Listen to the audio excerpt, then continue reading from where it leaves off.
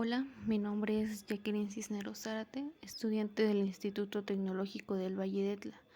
En esta ocasión voy a hablar sobre el catabolismo de nucleótidos. El catabolismo es la parte del metabolismo que consiste en la transformación de biomoléculas complejas en moléculas sencillas y en el almacenamiento adecuado de la energía química desprendida en forma de adenosín trifosfato. Las reacciones catabólicas son en su mayoría reacciones de tipo redox. El conjunto de reacciones catabólicas es muy similar en todos los seres vivos. En primer lugar, las grandes moléculas orgánicas nutrientes como las proteínas, polisacáridos o lípidos son degradados a sus monómeros constituyentes respectivamente. Luego, estas moléculas pequeñas son llevadas a las células y convertidas en moléculas aún más simples. Los nucleótidos. ¿Qué son los nucleótidos? Son moléculas orgánicas formadas por la unión covalente de una pentosa, una base nitrogenada y un grupo fosfato.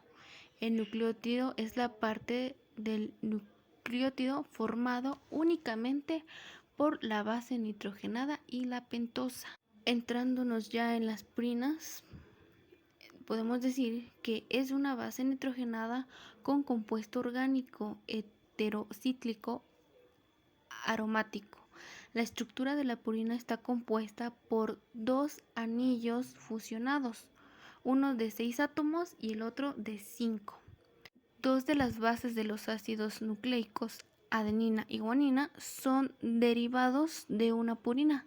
En el ADN, estas bases se unen con sus pirimidinas complementarias, la timina y la citosina, a través de enlaces de hidrógeno.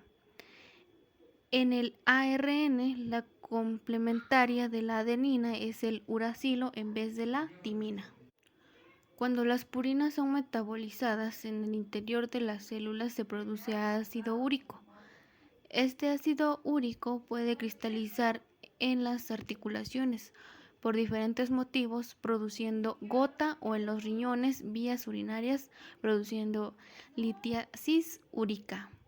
Si en cambio se degrada en el intestino delgado por medio de enzimas pancreáticas, se hidrolizan en nucleótidos y bases libres. Entrándonos en la pirimidina, podemos decir que es un compuesto orgánico similar al benceno y a la pirimidina, pero con dos átomos de nitrógeno que constituyen el carbono en las posiciones 1 y 3. Se degrada en sustancias muy solubles como alanina, beta y aminocitrato beta, precursores de acetil-CoA y succinil-CoA. Las pirimidinas se hallan asociadas en su mayoría a monosacáridos de 5 carbonos, pentosas, unidos en N1 para formar nucleósidos que a su vez se unen en un grupo fosfato ácido fosfórico para formar nucleótidos. Entonces, para el catabolismo de nucleótidos, el primer paso es su ruptura de las uniones nucleóticas, que lo forman de esta manera la degradación inicial del ADN y ARN.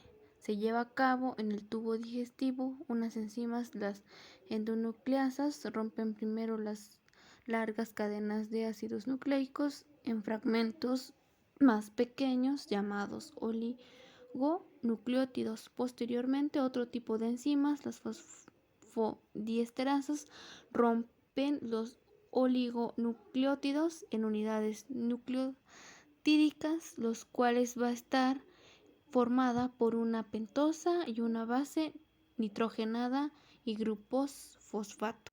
Bueno, eso sería todo por este video. Muchas gracias por su atención.